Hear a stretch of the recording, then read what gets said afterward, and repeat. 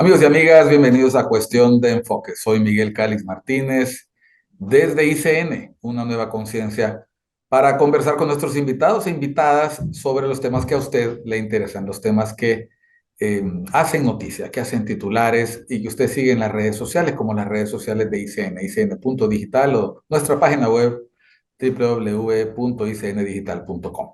Esos temas que usted comenta con su familia, con sus amigos como los que hemos estado comentando los últimos días, desde que fue capturado en la ciudad capital y extraditado a los Estados Unidos, el expresidente Juan Orlando Hernández ha sido titular. Las noticias han ocupado las primeras planas. En los próximos días se enfrentará a un jurado en la ciudad de Nueva York, donde ha sido trasladado para enfrentar la justicia norteamericana, para hablar sobre este proceso y otros que se han llevado adelante en esa ciudad del norte. Hoy nos acompaña Cristian Sánchez. Él es el coordinador de Honduras, Honduras Network. Honduras Network, una organización que está basada en Washington, D.C. y que ha estado trayéndonos desde hace varios años todas las incidencias de los juicios contra hondureños que se llevan a cabo en los Estados Unidos. Bienvenido a Cuestión de Enfoques, Cristian. Gracias por atender nuestra invitación, gracias por la premura y gracias por siempre informar a la ciudadanía acá en Honduras de lo que acontece en Estados Unidos. Gracias, la verdad, por la invitación. Un saludo desde Washington, Distrito de Columbia. Démosle el enfoque a lo que sería el juicio que daría comienzo el 12 de febrero a las 9:30 hora del este en Estados Unidos, sería a las 8:30 en Honduras. Un juicio que va a comenzar vamos, 60, 80 personas van a estar ahí, que han sido llamadas de antemano. Entre ellas van a ser elegidos 12 propietarios y 3 suplentes. Ese día nos vamos a dar cuenta también cuánto duraría el juicio. Nosotros pronosticamos que podría ser de quizás unas 2 a 3 semanas. Uh -huh. También nos daríamos cuenta ese día si la fiscalía ya entra con su statement principal, con todas sus acusaciones, como lo que sucedió el pasado 2 de octubre del 2019 en el juicio en contra del hermano de Juan Orlando Hernández, Tony Hernández. Bueno, aquí lo interesante, y es aprovechando tu presencia, Cristian, la gente no está familiarizada con el sistema judicial norteamericano, aunque con tantos juicios de hondureño en los Estados Unidos debería estarlo. Y no está familiarizada porque no siempre los juicios llegan a esta etapa. La gran mayoría de ellos hay negociaciones con la fiscalía, hay acuerdos con la defensa de los acusados y se pueden declarar culpables a cambio de reducciones en sus condenas, a cambio de negociaciones. En este caso, tenemos entendido que a diferencia de los juicios que no iniciaron de Mauricio Hernández y de Juan Carlos Bonilla, aquí estamos ante una etapa que es clave en el sistema judicial norteamericano, que es la selección de 12 personas.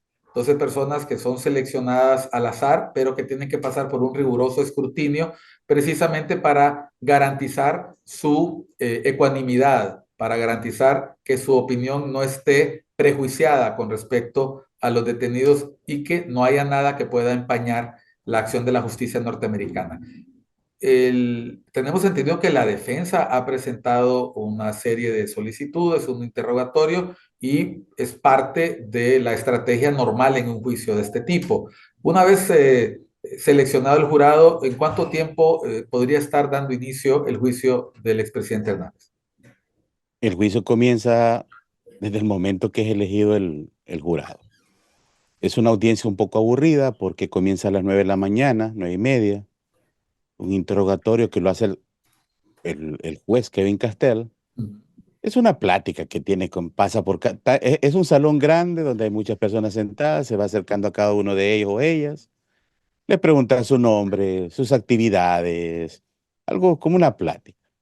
En todo eso está la defensa del acusado, en este caso sería Juan Orlando, los fiscales a un lado, tomando notas, ¿verdad? Al final del día ellos tienen que elegir a 12 y 3 suplentes. Se pone de acuerdo la defensa, quiénes sí, quiénes no. Algunas personas se diríamos, le dicen al juez, pues yo la verdad no sé nada de esto. Algunos jurados no van a querer estar ahí y podría ser hasta que hasta responden de manera como para que los quiten, que tienen sus obligaciones. Em, Personas, ciudadanos estadounidenses, que no van a tener ni idea de dónde está Honduras, quizás si conocen por ahí, si es que escuchan que quizás islas de la bahía, pero no, la mayoría no tiene idea dónde está Honduras. Un juicio que, como usted hacía la pregunta, el pueblo hondureño no desconoce cómo es el proceso judicial eh, en Estados Unidos y lo desconoce también cómo está en Honduras, porque al final en Honduras debería ser, cuando dicen juicio oral y público, así debería de ser, oral y público, donde todo el mundo podría presenciar cualquier tipo de juicio, porque es público, cosa que no se puede dar allá. Lo bueno que tenemos en Estados Unidos, que todos estos juicios hay transcripciones, podemos nosotros después, el que no tuvo chance de estar en un juicio, meses después puede leer todas las transcripciones y se puede dar cuenta qué pudo haber pasado en ese proceso.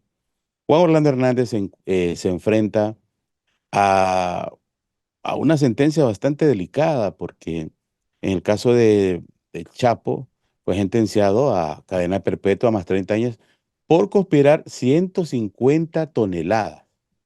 En el caso de Juan Orlando, según los fiscales, son 500. Entonces, ¿qué sucede? Cuando termine este juicio y el jurado vaya a dar su veredicto de culpabilidad, y digamos, por el análisis que se ha hecho y la jurisprudencia que hay en otros casos. En una lectura de sentencia, señor Kevin Castelo, ellos ya tienen vamos a decir, una lista. Por ejemplo, en el caso de Tony Hernández, llegaba hasta el tope, el 43, por eso cadena perpetua más 30 años. Pero Juan Orlando Hernández se pasó la lista. Entonces, y ahí el señor Kevin Castell tomaría una decisión de manera unilateral que podría, aparte de la cadena perpetua más 30 años, condicionar todavía un poco más y ese número, que sería en el caso de Tony Hernández, la regla número 43, lo sobrepasa y eso le afecta a Juan Orlando Hernández eh, ya cuando él tenga que pernoctar permanentemente en una cárcel de máxima seguridad. Y esa es la situación de que se enfrenta Juan Orlando Hernández. El Tigre y el caso, lo que es Juan Carlos Bonilla y Mauricio Hernández Pineda, lo más probable es que van a estar en una cárcel de baja seguridad, ahí en la Florida, lo más probable. Se van a enfrentar a una sentencia de 20 años aproximadamente, que eso más o menos lo mínimo. Y tienen también la posibilidad de ellos en algún momento, hasta durante el juicio de Juan Orlando Hernández, eh, aunque sea por poco tiempo, testificar en contra del mismo Juan Orlando Hernández. Ya se declararon culpables. O sea, mire qué interesante, porque hay unas mociones que se llaman mociones in limine. El pasado mayo del año pasado, en más de 96 páginas, la Fiscalía del Distrito Sur de Nueva York presenta 96 páginas de mociones in limine. También las presenta en contra de Mauricio y en contra de Juan Carlos Bonilla por separado. ¿Qué es las mociones in limine? Bueno, vamos a decir que sería el preámbulo de el contenido de lo que va a pasar en un juicio. ¿Qué dice en el caso de Mauricio Hernández Pineda? Que él era la persona, el enlace de tener toda la información de radares y de pedir el peaje a los demás narcotraficantes con el permiso de Juan Orlando Hernández. Delicadísimo. En el caso del señor Juan Carlos Bonilla, lo tienen como el sicario del cartel, la persona encargada no solo del sicariato a través como el exdirector de la policía, sino que también el encargado de asesinar a objetivos que no estuvieran en la línea del grupo organizado en Honduras. Uno de ellos es Franklin Arita, según relatan y los medios de comunicación en Honduras, este señor de un bazucazo lo mataron. Andaba en su carro blindado. El mismo señor Juan Carlos Bonilla, que en ese momento estaba en la parte occidental de nuestro país, él fue a la policía a identificar los cuerpos. O sea, la situación, ¿verdad? Entonces, todo eso él ya aceptó. Si la fiscalía, por ejemplo, en Nueva York, en su statement, en el caso de moción en limines en contra de Juan Carlos Bonilla, dice, este señor iba a las pistas de Lloro, él personalmente, a recibir las drogas que venían en las avionetas y dan toda la historia que pasa y él se declara culpable de ello. Al declararse culpable, la fiscalía toma esos datos y cuando esté enfrente del jurado decir, este señor, su conspirador, hace 6 días atrás se acaba de declarar culpable. Eso es mucha carga para Juan Orlando Hernández. Y la defensa, por ejemplo, en el caso Renato Estabile, el nuevo Defensor. abogado defensor, mm, no conocemos mucho de él, pero por lo menos está haciendo más que el señor Raymond Colón. Creo que Juan Orlando Hernández cayó en la trampa, diríamos nosotros, lo hemos venido diciendo a través de la plataforma, que ha tenido una defensa impresentable. Cuando digo impresentable es porque en el debido proceso, hablamos de 2 años, el Mm. señor Raymond Colón nunca contestó las mociones in limine de parte de la fiscalía. Nunca, hasta el momento, nunca. Siempre tuvo la retórica, quizás ellos pensaron que a través de las redes sociales iban a resolver este asunto y al final el señor tiró la toalla. Yo lo entrevisté en la última audiencia hace dos semanas. Mm. Le pregunté, le digo, don Raymond, y sigue en la defensa. Y me dijo, aquí la corte lo que quieren es sacarme en camilla para un hospital. Él le dijo varias veces al señor Castel que él no estaba listo, que estaba enfermo. Y en un momento que el señor Castel le dijo, hey, ¿cuántas veces me lo vas a tener que repetir? "Mm, Bueno, disculpe, señor. No, no, le dice el señor juez, pero seguí, yo no te voy a parar, pero era un sarcasmo, ¿verdad? Porque en cuestión de casi 45 minutos, Raymond Colón le dijo a un aproximado muchas veces, 10, 20 veces, no sé, es que mi cliente ya no quiere que yo esté con él. O sea, que tú estás aceptando, le dice Castel, que lo que dice tu cliente, que eres un ineficiente. No dijo sí, pero dijo, bueno, es lo que él dice y no me quiere. Entonces, Juan Orlando Hernández, la verdad, la tiene cuesta arriba.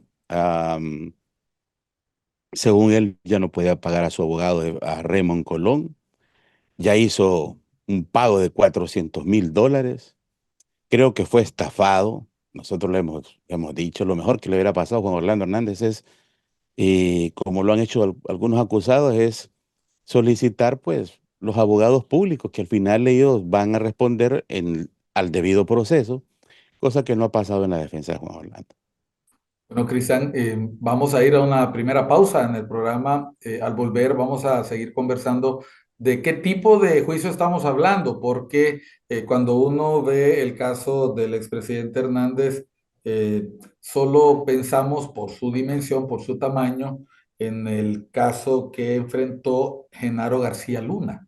Cuando uno ve el tamaño de México y ve la dimensión del Estado, de los Estados Unidos mexicanos, el cargo de seguridad, de secretario de Seguridad Pública, un país tan grande, tiene por sus dimensiones y por sus características eh, el rango parecido al de una presidencia de un estado centroamericano. Y esto no es sentirse menos, la verdad es un tema, cada estado de los Estados Unidos mexicanos tiene, algunos tienen más población que cualquiera de nuestros países. Y quiero conversar sobre eso al volver de unos mensajes. Seguimos en cuestión de enfoques en unos minutos, hoy conversando con Cristian Sánchez, él es el coordinador de Honduras Network en Estados Unidos, que le ha dado seguimiento cercano a las causas contra hondureños en los Estados Unidos, casos de narcotráfico, casos de conspirar contra los Estados Unidos y en este momento le dan seguimiento cercano a las incidencias de la causa contra el expresidente Juan Orlando Hernández. Ya volvemos después de unos mensajes.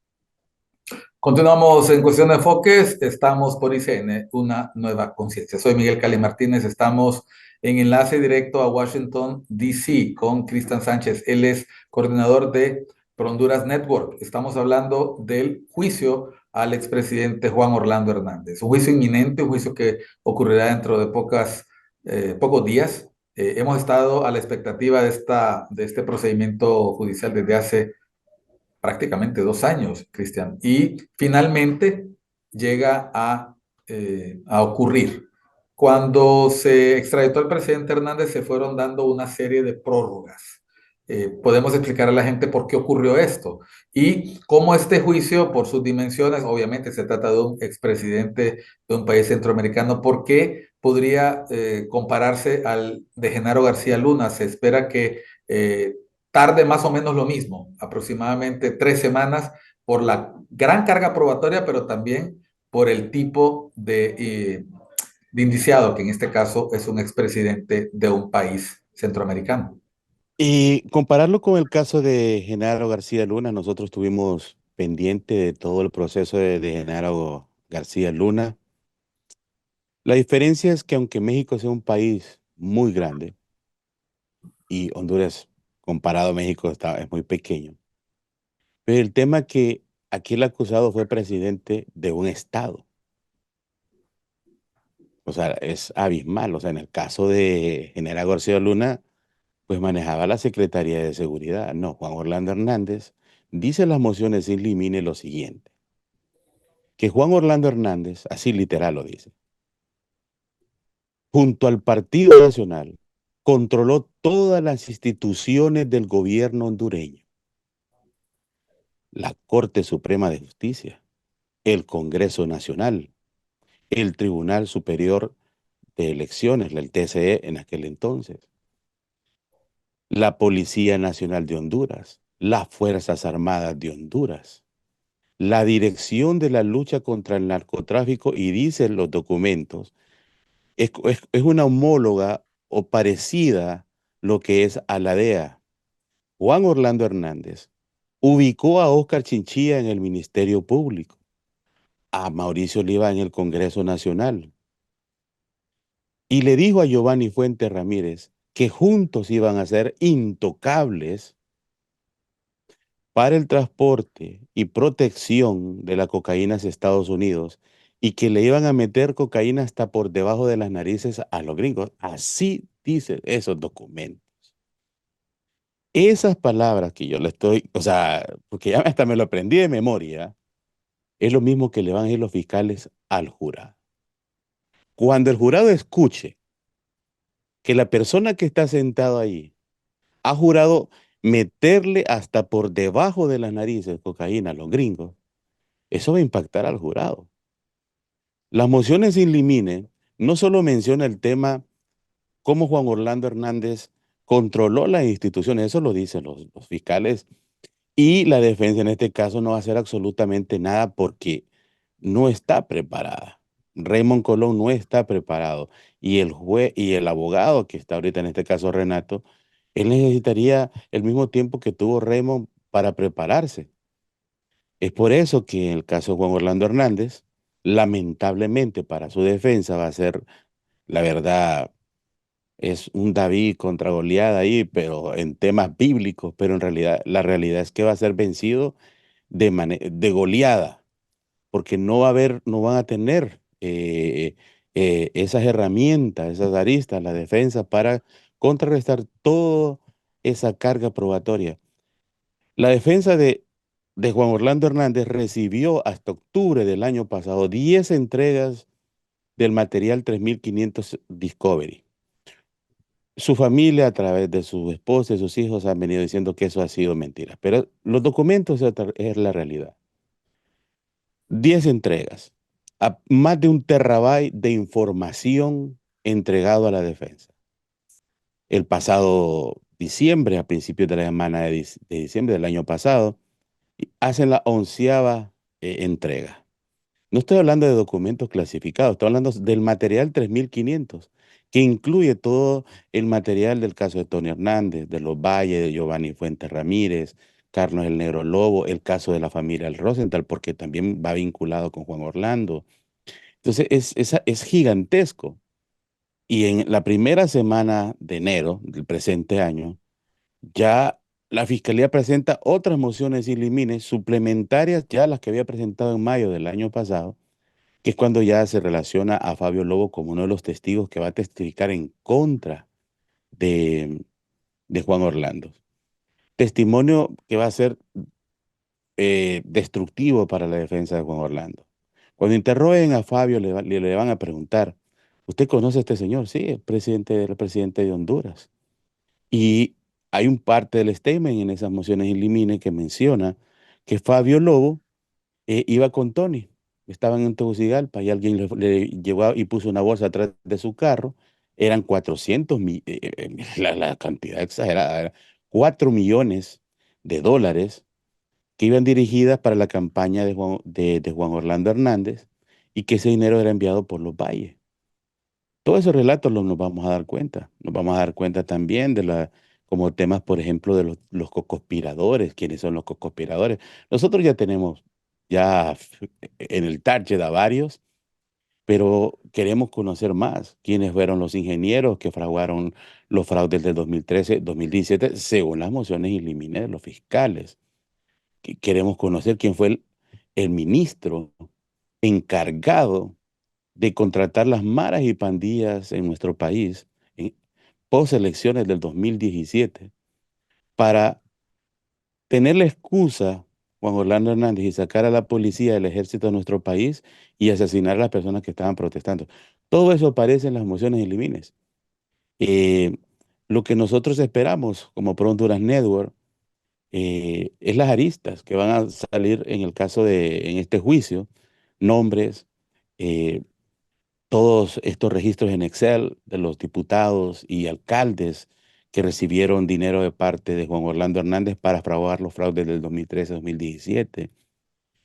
Todas esas aristas necesitamos como pueblo hondureños para darnos cuenta cómo el de 2013, de por sí la democracia tuvo una ruptura en el 2009, pero cómo desde el 2013 esto fue a la decadencia total, hasta el punto que Juan Orlando Hernández, un aliado importante para el Departamento de Estado, no pudo con la presión del Departamento de Justicia, dos entidades muy diferentes, que el Departamento de Estado tuvo que dejar solo a Juan Orlando y hoy se enfrenta solo ante la justicia de Estados Unidos. ¿Cómo se explica el, el interés de los Estados Unidos en apoyar al expresidente Hernández en su gestión durante al menos 8 años con este fin de una historia que coloca al expresidente en lo más alto de la carrera política y de confianza de los Estados Unidos y lo ubica hoy en el descrédito y en una corte en Estados Unidos? ¿Qué le pasó a los norteamericanos? Es discoordinación entre secretarías de Estado, fueron objeto de un engaño. Esto tiene algo que ver con fallas en la inteligencia de los Estados Unidos porque el expresidente Hernández compartió tribuna, compartió espacios e incluso participó en reuniones con el mismo presidente Trump, con el director de la DEA y en el mismo Capitolio. Mm, es de entender la geopolítica que maneja el Departamento de Estado, una institución muy aparte lo que es al Departamento de Justicia. El Departamento de Estado ha fraguado golpes de Estado alrededor de todo el mundo. Ellos son los que coordinan las guerras alrededor del mundo. No tienen amigos, tienen aliados. Todos los aliados que el Departamento de Estado ha tenido, a todos los ha traicionado. Juan Orlando Hernández era un aliado fundamental, estamos hablando en el Triángulo del Norte, porque se avisoraba allá en la década, a principios del 2000, y esa, diríamos, la parte supuestamente el socialismo del siglo XXI y el Departamento de Estado dijo, bueno, aquí tenemos que parar esta situación. Lo vieron que iba para Honduras y por eso ellos, coordinados con el Partido Liberal, con empresarios de Honduras, el mismo Partido Nacional, coordinan el golpe de Estado. Y miren qué interesante, yo esto se lo estoy diciendo no basado en documentos de Honduras. Esto los mismos fiscales lo explican en las mociones y elimine todo lo que yo le estoy diciendo. O sea, es más, el mismo Departamento de Justicia dice, Juan Orlando Hernández junto al Partido Nacional se aprovecharon en el 2009 en el golpe de Estado del entonces el presidente José Manuel Zelaya Rosales. En ese momento ellos juraron aprovecharse de la situación y que iban a estar 50 años en el poder. Eso lo mencionan los fiscales. Ahora, Juan Orlando eh, en realidad entregó al país en su totalidad, tanto así que sin importarle a Juan Orlando la lealtad que él tenía que brindarle al cartel de los Valles, viajó junto a varias personas del gabinete de Pepe Lobo y viajaron aquí a la Florida y tuvieron que pactar el tratado de extradición y hacerle esos cambios en el Congreso. Juan Orlando Hernández siempre ha dicho de que él fue el que llevó la extradición a nuestro país. No fue así, fue el señor Porfirio Lobo Sosa porque él era el presidente en ese entonces. Juan Orlando Hernández viene siendo investigado desde el 2013, según documentos de las mociones elimine del caso de Tony Hernández. Pero esa investigación que se ha venido haciendo ha hecho que los mismos fiscales, hayan retrocedido 10 años atrás y a venirse a darse cuenta que Juan Orlando Hernández no traficaba del 2013, desde el 2004, dicen los fiscales. Claro, llegó un punto que se dan cuenta que Juan Orlando Hernández no solo traicionó a los narcotraficantes, sino que también traicionó a la agencia de la DEA porque los traicionó. Tanto así que nosotros hemos hecho la documentación en el 2016. Agentes de la DEA en San Pedro Sula son atacados por el crimen organizado, comandado por Julián Pacheco Tinoco, el general que era el ministro de Seguridad de Juan Orlando. Él coordinó ese ataque. Era el ministro de Seguridad de Juan Orlando. Y entonces, claro, ahí, y creo que Juan Orlando Hernández no midió y el Departamento de Estado se dio cuenta también con la presión que hacía el sistema judicial aquí en Estados Unidos a través de casos como el Carlos el Negro Lobo. Por eso es que la Fiscalía con jurisprudencia presenta el caso de la familia Rosenthal, porque ahí nos dimos cuenta quién era el oficial número uno, quién era el oficial que a través de sobornos vendía licencias para la exploración de petróleo en Honduras. Y era de Juan Orlando Hernández. Ahí nos dimos cuenta en el caso 2015, el caso de la familia Rosenthal, cuando sale Juan Orlando Hernández en las Naciones Unidas diciendo, mostrando unos documentos y diciendo, es que me querían matar. Sí, era verdad. Había un complot para asesinar a Juan Orlando Hernández. Pero fue el mismo Cachiro, David Leonel Maradea, junto a Carlos el Negro Lobo, que le salvaron la vida a Juan Orlando Hernández. Él omitió esa información, pero está en la documentación de Yankel Rosenthal. Vamos a ir a una segunda pausa. Gracias a Cristian Sánchez que está con nosotros desde Washington. Estamos hablando sobre aspectos del juicio al expresidente Juan Orlando Hernández que usted desconoce, pero que han sido filtrados por la prensa una vez que la Fiscalía ha presentado documentos en el juicio. ¿Qué puede esperar la defensa de Juan Orlando Hernández? ¿Qué se puede esperar de la defensa de Juan Orlando Hernández? La declaratoria de culpabilidad de Mauricio Hernández y de Juan Carlos Bonilla anticipa un paso similar del expresidente Hernández. Los medios especulan, pero tenemos hoy a alguien desde Estados Unidos de Pro Honduras Network dándonos algunas pistas, dando su opinión sobre este juicio que muchos han catalogado y tienen razón de hacerlo como el juicio del siglo, en el caso de Honduras. Volvemos después de unos mensajes a Cuestión de Enfoques por ICN, una nueva conciencia. Continuamos en Cuestión de Enfoques, amigos y amigas. Estamos hoy conversando sobre lo que pasa en el juicio del expresidente Juan Orlando Hernández. Desde Estados Unidos, Pro Honduras Network, tenemos a nuestro buen amigo Cristian Sánchez. Estamos hablando sobre incidencias que han ocurrido en este sonado juicio del expresidente Juan Orlando Hernández, pero que no es el único juicio, no es el único juicio. Eh, ¿Qué diferencias hemos podido ir apreciando en estos distintos procesos judiciales que se han llevado a cabo en Nueva York?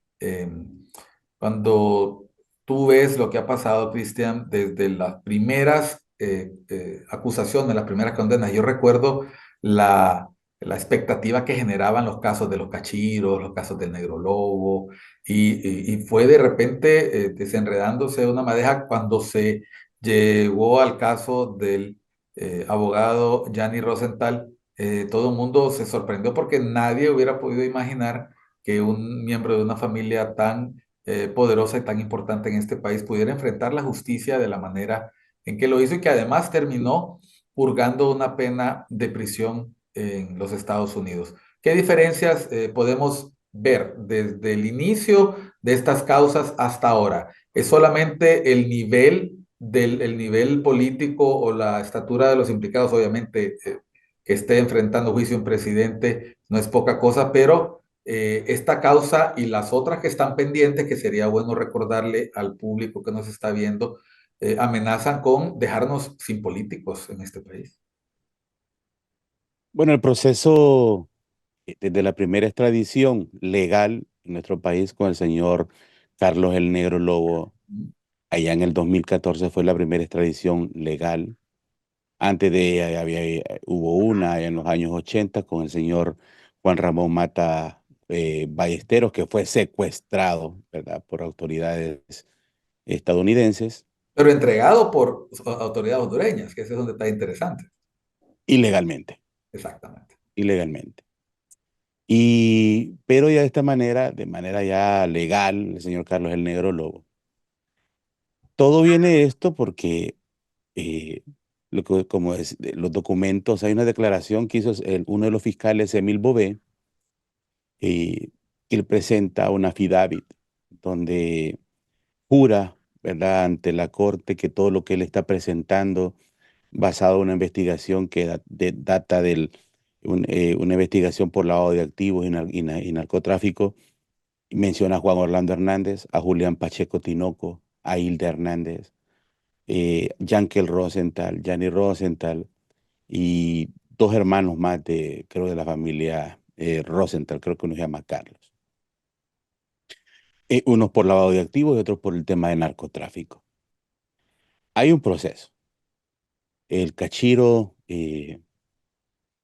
tiene vamos a decir, una reunión con agentes de la DEA, tanto en Belice y en otros países del territorio centroamericano.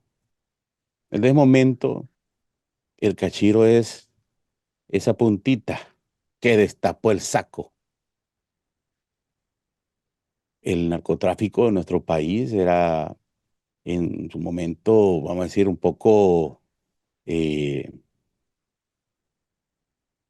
rural, donde los campesinos del lado de Gracias a Dios, el lado de Colón, empezaron a tener contactos porque ellos empezaron a ganar ese terreno, el respeto de las comunidades, llevaron mucho trabajo a esas comunidades y todo empieza el acercamiento que viene teniendo con los políticos. Para nosotros, como Pro Honduras Network, tenemos por lo menos esa conclusión que el, el narcotraficante más peligroso es el político, porque es él el que llega al Congreso Nacional, es el político el que termina cambiando las leyes para favorecerse. Vimos un dato que lo que pasó en el gobierno de Juan Orlando Hernández, que las leyes en contra del crimen organizado fueron trastocadas y sencillamente hoy ahí pueden lavar activos actualmente, como está el nuevo Código Penal, quien sea y no pasa nada. Y ya con los temas de la familia Rosenthal, como usted lo decía, la gente no pensaba, ¿verdad? ¿Qué está pasando? ¿Cómo es posible que, verdad, que haya personas de alto impacto puedan eh, ser detenidas o otras se presentan en el caso de Yanni y que tuvieron un proceso y ambos se declararon culpables de lavar activos de, de dinero que procedía del narcotráfico, utilizando la banca hondureña? Y es por eso que ellos se enfrentaron ante el sistema judicial y lo perdieron. El Cachiro tenía muchos contactos con muchos políticos. La red, por eso se le llama el crimen organizado, porque personajes como Midencio Kelly, personas como Ardón, Los Valles, estaban todos conectados. Cada uno manejaba su territorio. Por ejemplo, Giovanni Fuentes Ramírez manejaba el territorio norte, de ahí en el departamento de Cortés. Hay también narcotraficantes del lado de Olancho, que todos con su territorio. Todos pagaron el peaje para que sus cargamentos fueran protegidos a Juan Orlando Hernández.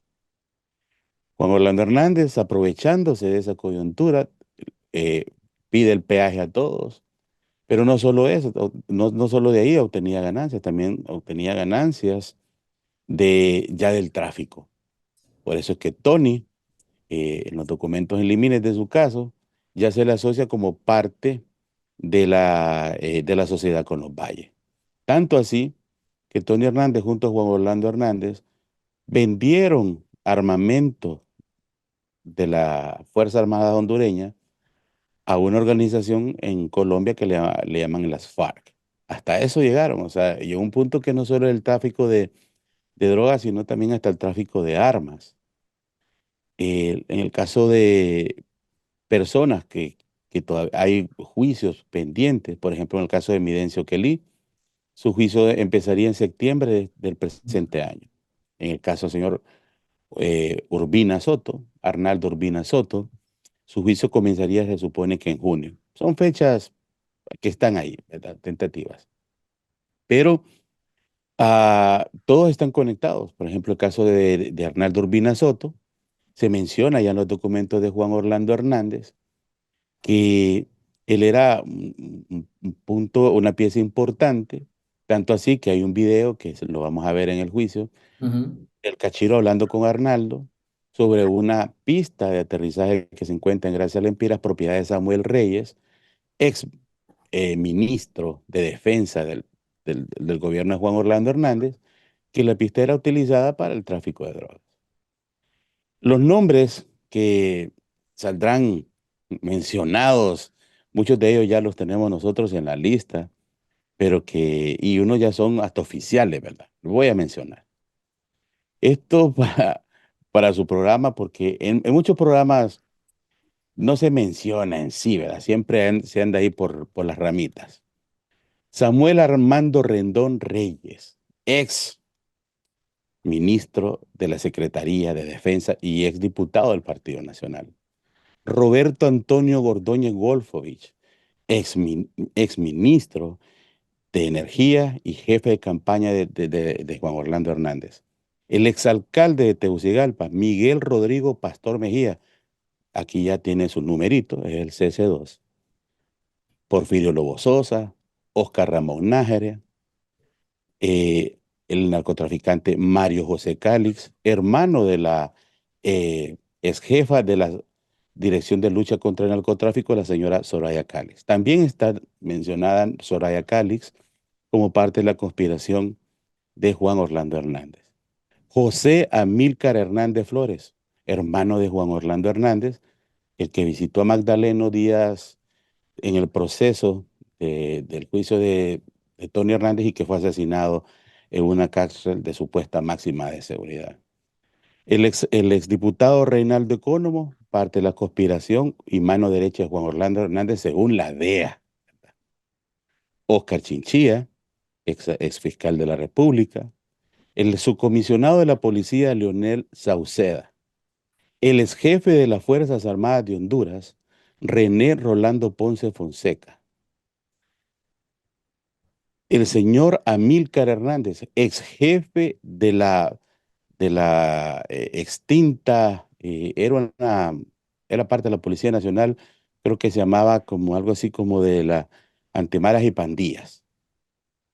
El señor Mauricio Oliva, ex presidente del Congreso Nacional, el ex comisionado también de la Policía Nacional, Ramón Adalberto Martínez Hernández, el ex ministro de Soctravio, el Fondo Vial, el señor Walter Maldonado Maldonado, el exdiputado del Partido Nacional, el señor Gerardo Tulio Martínez Pineda, también Juan Carlos Valenzuela, exdiputado del Partido Nacional y hoy diputado del Parlacén por el Partido Nacional.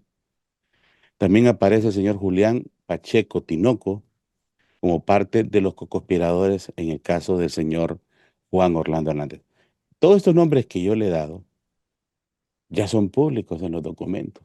Es más, la lista de los conspiradores de Juan Orlando Hernández es grande. Vamos a ir a unos mensajes, vamos a ir al último segmento. Seguimos conversando sobre el proceso al expresidente Juan Orlando Hernández. Una extensa lista de personas que ha mencionado Cristian Sánchez que están mencionados, eh, afirma Cristian, y obviamente esto saldrá a relucir en el juicio. El juicio es contra el expresidente Juan Orlando Hernández, pero todo lo que se mencione, se indique en ese juicio seguramente saldrá a los medios de comunicación y generará mucho revuelo en los medios de comunicación hondureños. Vamos a unos mensajes. Estamos en Cuestión de Enfoques por ICN, una nueva conciencia. Volvemos. Vamos a seguir con nuestro enlace hasta Washington, D.C. Estamos hoy hablando del proceso contra el expresidente Juan Orlando Hernández. Nos acompaña Cristian Sánchez de Pro Honduras Network.